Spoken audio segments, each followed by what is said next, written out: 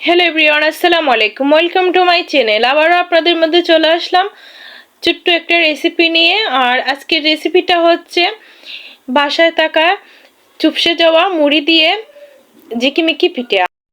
আশা করি আপনাদের ভালো লাগবে ঝিকিমিকি পিঠার রেসিপিটা। আর আজকে আমি নতুনভাবে বানাইতেছি মুড়ি দিয়ে ঝিকিমিকি পিঠার রেসিপিটা। আর এইভাবে বাসাতে পড়ে থাকা মুড়ি দিয়ে আপনারাও বানিয়ে নিতে পারেন এই পিঠার রেসিপিটা। আর মুড়ি দিয়ে বানালে পিঠার স্বাদটা কিন্তু অন্যরকম হয়, খেতে ভালো লাগে, খুবই কুড়মুড়ে হয়। আর এদিকে আমি মুড়িটা ব্লেন্ডার করে নিয়েছি। আর মেজারমেন্ট সাইজের কাপ দিয়ে আমি 1 কাপ দিয়েছি ময়দা মুড়ির সাথে। আর দিয়ে আমি একটা ব্যাটার তৈরি করে নিতেছি নর্মাল পানি দিয়ে। ব্যাটারটা তৈরি হয়ে গিয়েছে, এখন আমি একটু সেঁকে নিব যাতে স্মুথ একটা ব্যাটার তৈরি হয় তার জন্য। আর দেখেন আমি এখন ব্যাটারটা সেঁকে নিতেছি। আর আশা করি আপনাদের ভালো লাগবে এই মুড়ির ঝিকিমিকি পিঠার রেসিপিটা। আর সব সময় আপনারা আমাকে সাপোর্ট করবেন, সবার কাছে অনুরোধ করতেছি সব সময় আমার পাশে থাকবেন। আর আমার ভিডিওটা যারা যারা দেখতেছেন এখন আমার ভিডিওটা সাবস্ক্রাইব করে নেয় প্লিজ, সবার কাছে অনুরোধ করতেছি আমার ভিডিওটা দেখে আমার ইউটিউব চ্যানেলটা সাবস্ক্রাইব করে রাখবেন। আর যারা আমার ইউটিউব চ্যানেলটা সাবস্ক্রাইব করেছেন সবাইকে অসংখ্য ধন্যবাদ। আর এদিকে আমি ব্যাটারটা আমি সেঁকে নিয়ে আমি অর্ধেকটা তুলে নিতেছি, আর অর্ধেকটার মধ্যে আমি ফ্রুট কালার দিতেছি আমি। আর আমি এখানে গ্রিন কালার ফ্রুট কালারটা ব্যবহার করতেছি। আর এদিকে আমি পলিথিন নিয়েছি, পলিথিনের মধ্যে আমি এইভাবে দিয়ে আমি ঝিকিমিকি পিঠাটা আমি বানিয়ে নিব। আমি একটা মগের মধ্যে একটা পলিথিন দিয়ে পলিথিনের মধ্যে আমি ব্যাটারটা নিয়েছি। আর এইভাবে আমি দুইটা ব্যাটারি আমি নিয়ে নিব। আর একটা টুথপিক নিয়েছি, টুথপিকের সাহায্যে এইভাবে আমি একটা ছিদ্র করে আমি ঝিকিমিকি পিঠাটা বানিয়ে নিব, দেখেন এইভাবে। আর যখন আমি ঝিকিমিকি পিঠাটা বানানোর সময় কিন্তু আটটা এইভাবে অনবরত এইভাবে ঘুরিয়ে নিতে হবে বারবার। এইভাবে ঘুরিয়ে নিলে কিন্তু ঝিকিমিকি পিঠাটা ব্যাটারটা খুবই একবারে ছোটো সাইজের পড়ে আর ভালো হয় পিঠাটা। আর এখন আমি পিঠার বাসটা আমি দিয়ে দিতেছি।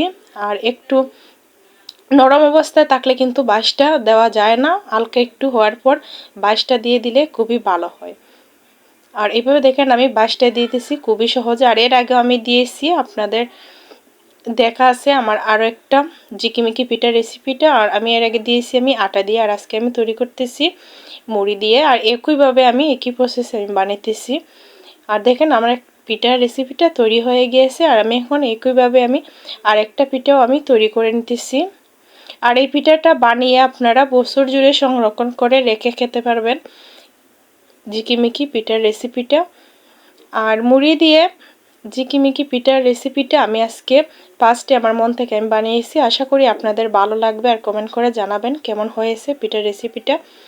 আর পিঠাগুলো আমি এইভাবে অনেকভাবে বাজ দেওয়া যায়, আমি এইভাবে আমি বাজ দিয়ে আমি তুলে নিতেছি।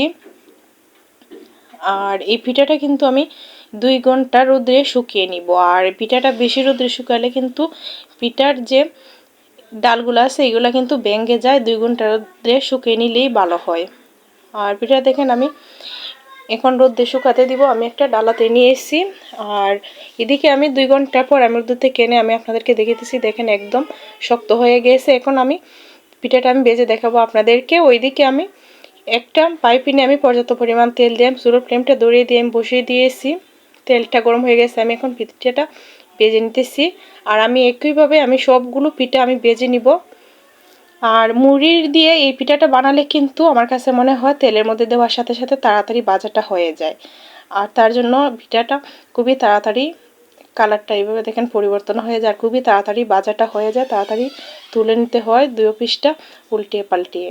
আর দেখেন আমি ঝিকিমিকি পিঠাটা বেজে তুলে নিতেছি। আর আমি একইভাবে আমি ঝিকিমিকি পিঠা সবগুলো আমি বেজে নিতেছি। আর আপনারা এইভাবে বাসাতে বানিয়ে দেখতে পারেন ট্রাই করে। আর বাসাতে বানিয়ে রেখেও সব সময় খেতে পারেন, যখন কিছু ভালো লাগে না তখন কিন্তু আপনারা এই ঝিকিমিকি পিঠাটা ভেজে খেতে পারেন। বানিয়ে বছর জুড়ে রাখা যায় ঝিকিমিকি পিঠাটা। আপনারা আটা দিয়েও বানাতে পারেন, আবার চাউলের গুঁড়ি দিয়েও বানিয়ে নিতে পারেন। দেখেন পিঠাটা মাশাআল্লাহ কত সুন্দর হয়েছে। এদিকে আমি পরিবেশন করে নিয়েছি আমি জুলা গুড় দিয়ে, খেজুরের গুড় দিয়ে। আর খেজুর গুড় দিয়ে কিন্তু খুবই ভালো লাগে। আর আপনাদেরকে আমি একটা পিঠা আমি ভেঙে দেখিয়েতেছি, দেখেন কতটা কুড়মুড়ে হয়েছে এইভাবে হাত দিয়ে। শক্তভাবে চাপ দিলে কিন্তু ভেঙে একবারে গুঁড়ো গুঁড়ো হয়ে যায়। সবাই ভালো থাকবেন, সুস্থ থাকবেন।